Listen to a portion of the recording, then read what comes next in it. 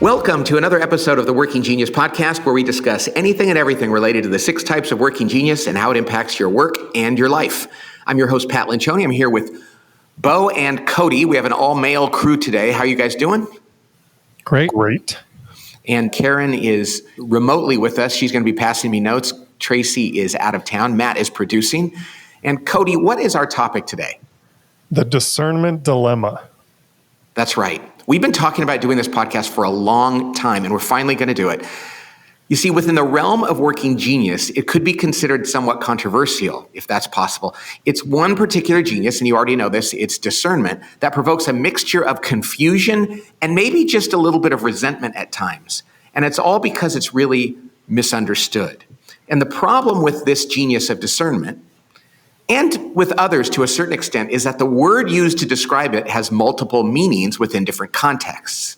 Within the world of faith, people talk about discernment as it relates to a person trying to decide whether to go into ministry or trying to make any big decision.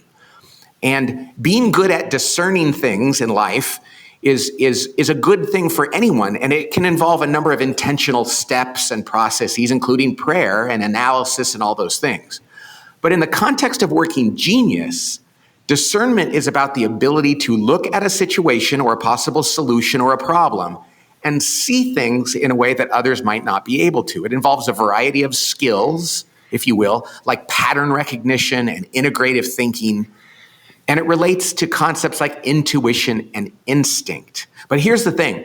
Discernment is no more or less important than any of the other geniuses. But because of where it lies in the process of getting work done, it sometimes can seem more critical than others because it's the connection between ideation and implementation. Of course, galvanizing is in there too. It's the activation phase, but galvanizing does not provoke anywhere near the same levels of confusion or controversy as discernment. Most people who aren't galvanizers are so glad to say so. They're like, please don't make me galvanize. I know that's not me.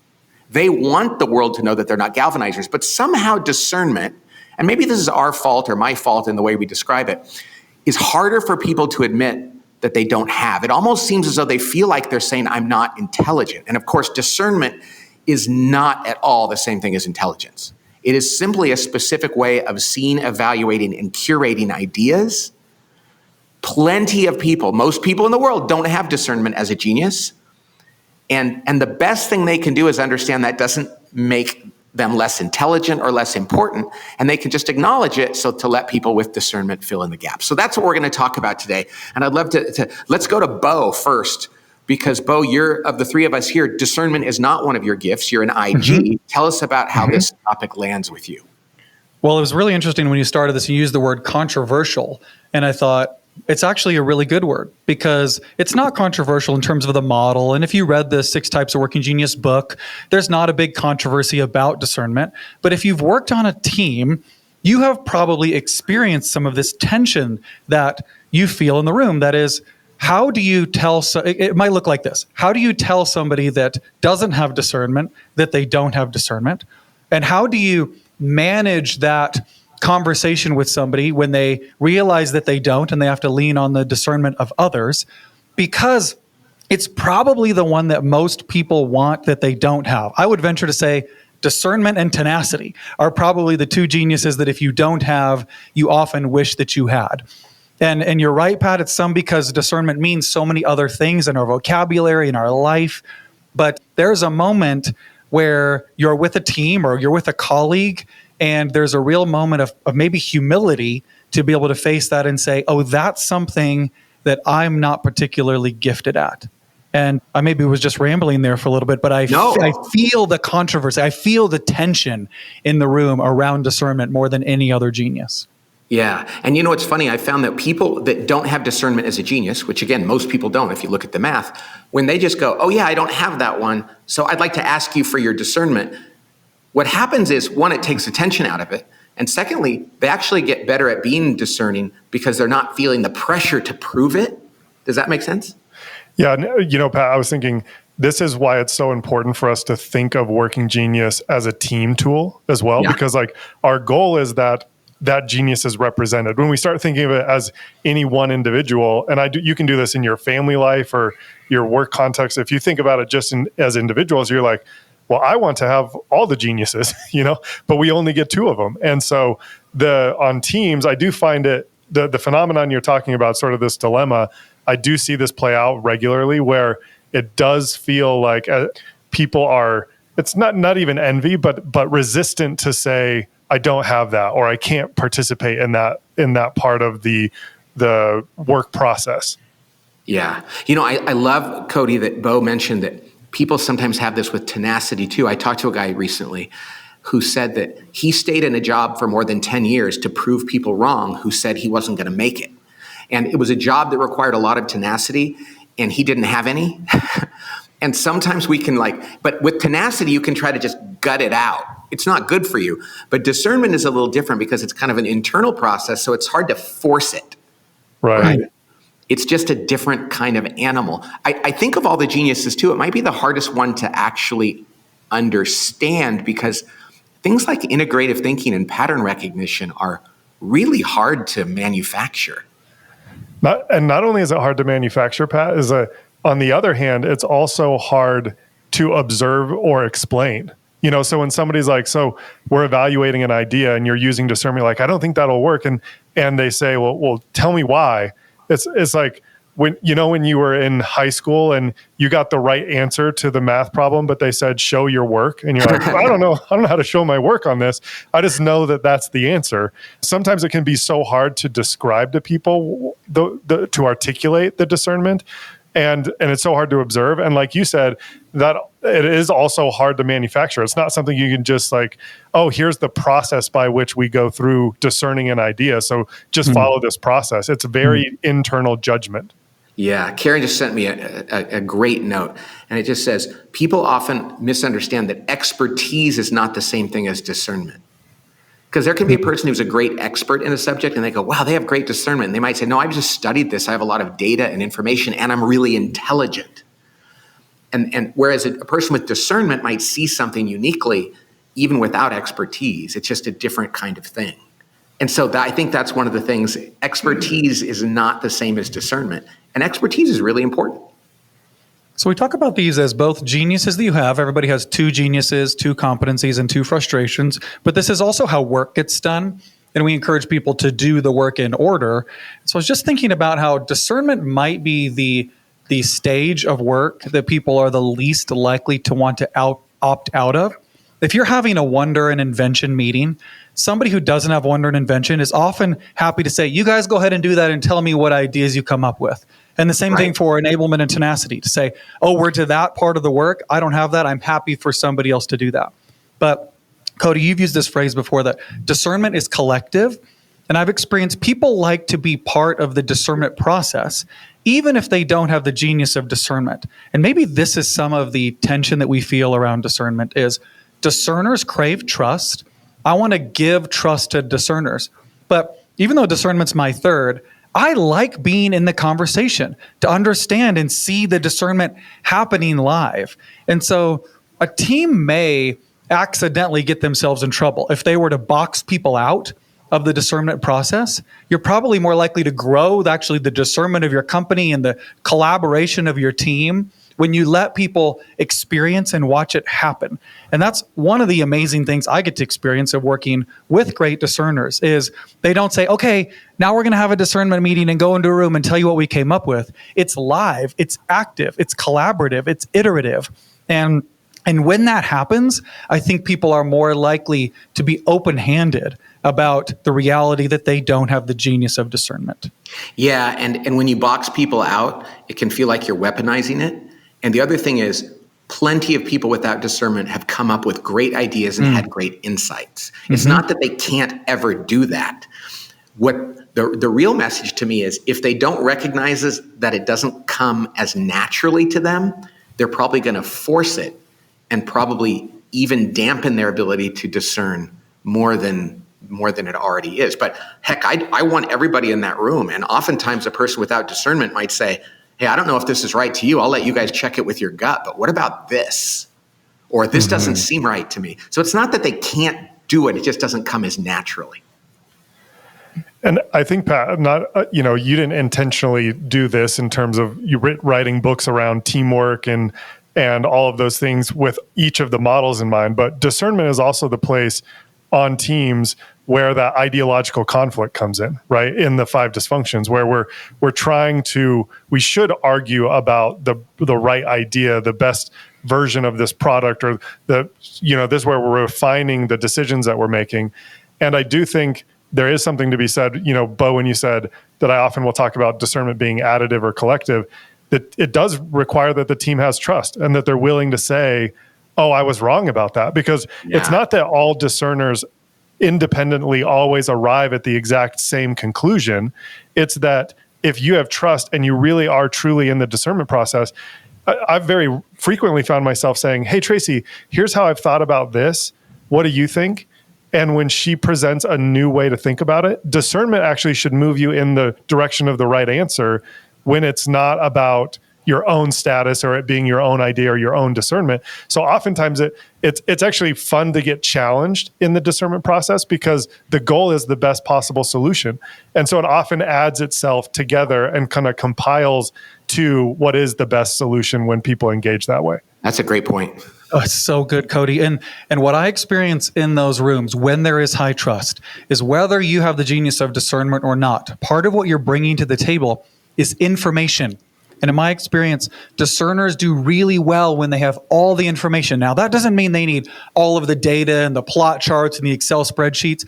But if you're sitting on attack, if you have a piece of information that the discerner doesn't have, you will be more likely to bring that in a trusting relationship. You'll be more likely to bring that up when okay, I'm going to bring something up that I maybe don't feel comfortable saying, but it's a tack that I'm sitting on, or it's a piece of information that I have. And when you bring that to the table, everybody benefits. And Cody, I've experienced this so many times, is discerners then are open-handed to say, it's not about advocating for my idea. It's for helping to make sure that we make the best idea. Yeah. Yes. I didn't realize what you just said, Cody, about how discernment and conflict have so much overlap in terms of that's where good, healthy conflict occurs. One of the things I think about is what discerners crave more than anything is trust. What they hate is when people say, prove it. I mean, I've worked with people before who every time I discerned something would said, well, I'm not going to buy into that unless you prove it to me, unless you give me a linear expert. And it drives me crazy because I crave their trust. And what I mean by that is I crave that they know that I might have an insight that others don't readily or easily understand. Not that they just say, I trust you, just make a decision and I'm going to trust you. It's not that kind of trust. It's you might be seeing something that I don't understand. And when you're a discerner and somebody trusts that and leans into that and wants to know more about that, that is something we crave. And when we don't get that, we get crushed. Pat, more than 10 years ago, I worked at a startup company. I've mentioned it a couple times on this podcast in the men's fashion industry, which is weird because if this were a video podcast, you'd know I don't have the expertise to be in that industry. Those who can't teach. It's kind of exactly. The one thing as I look back though, I didn't have this language around me having discernment as a genius, or we didn't have that in the context of the 4-person team that was running this organization. But I remember suggesting a new product for that company. And the 2 founders who are very we're from big data companies said, well, what's the data that we should do that? How many customers have reached out asking for that? And I was like, we're a 1-year-old startup company. There is no data. There's no way for me to prove this. I can't go, there is no Salesforce report I can run to show you that this is a good idea. And so they ended up not making that product. And then 2 years later, as we're expanding the product line, we ended up making that product, and it was a very popular product. And I look back at that and I go oh, I didn't know how to show my work. I didn't know how to explain it. There wasn't 100, customers that said they'd buy X amount of those things. So it is interesting. In that moment, it was almost exactly what we're describing is I had a gift I was trying to give to our team, and they wanted to use their own expertise or their own experience to try to prove that discernment, that they didn't have discernment looking back, Right. And so I think that happens so often on teams that you throw that out there. And if you aren't aware of it being a gift that people are trying to give, you can undermine it in that way. Yeah, it's so funny. When we talk about Myers-Briggs, we talk about if you have an introvert on your team, ask them questions because they probably have ideas that they're not sharing because they don't fight to share them and they process internally. If you have a discerner on your team, and that's why it's so important for people to know this, and they say, this doesn't seem right to me, or I have this idea, lean in a little bit more to what they're saying, because even if you don't get it or if they don't have the data, there's probably something leading them to that you want to pay attention to. Right. And so, and that's why this is just so hard, because it feels like it's such a mystery when somebody has this genius. Yeah, Cody. It reminds me of an episode we did recently of how do you collaborate or activate the geniuses around you? And so if we're resistant to people's discernment, we're never going to invite it or activate it. But Cody, I love what you just talked about. It's a gift to give. And when we see our geniuses that way of, this is a gift that I have to give to my team and to the people around me, it's not a trump card that I'm wanting to play, right? It's not me saying, no, I know right and you don't. Then when we know that, and let me speak to everybody as a fellow person that doesn't have discernment, to say, part of my role is to activate the genius of discernment of the people around me. It's to be able to ask, hey, what's in your gut? And what do you think about this?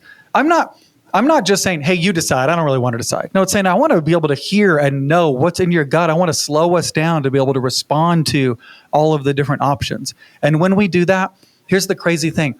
The discerner is not the one who's going to get the credit. We're not going to look back and go, oh, the discernment knew everything. The team actually gets the credit because we made better decisions and we were able to galvanize then the right things. Pat, and I'll just go back to why so much of this is predicated on the fact that teams have trust. Because you actually use this phrase when you describe vulnerability-based trust. One of the phrases we use is, hey, you're better at this than me. Can you help me? And I think on a team where you have that level of trust, when we're talking about someone being willing to say, I don't have discernment, what do you think of this idea? Or help me refine it or make it better. It's really predicated on the fact that you have vulnerability-based trust enough to say, I don't have that gift and you do, and it's going to benefit the team if we tap into it. Can you help with this? Yeah, that's great. Karen just sent a great question, and that is, some people feel less than or even dumb when they don't have discernment, which is terrible. I mean, that's a self-criticism. We want to say, please do not do that. This is just one of 6 geniuses, and they're all equally important. But if you do have that sense of less than, what advice would we have for them? And I think my advice would be, realize that there's a lot of grass is always greener. I know I have no tea at all. And I used to try to prove that I had tea. And now I can say to people with tenacity, I love that you have more of that than I do. Please help me in those places where I need to have it. And thank you for doing it better than I do it.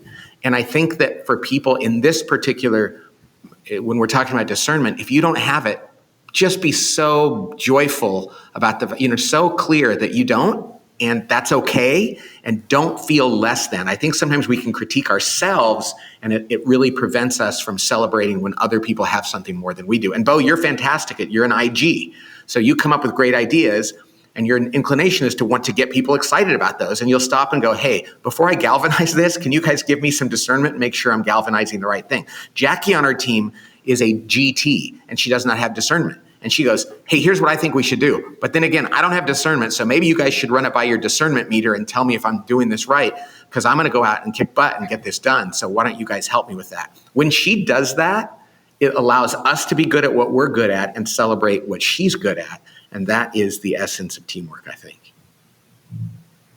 All right. This was great. This is really good. So thanks for being part of this and listening to this. This is one of those important things I think we can take back to work. Love on people that have discernment, love on people that don't, appreciate both sides. And that's what the Working Genius is all about.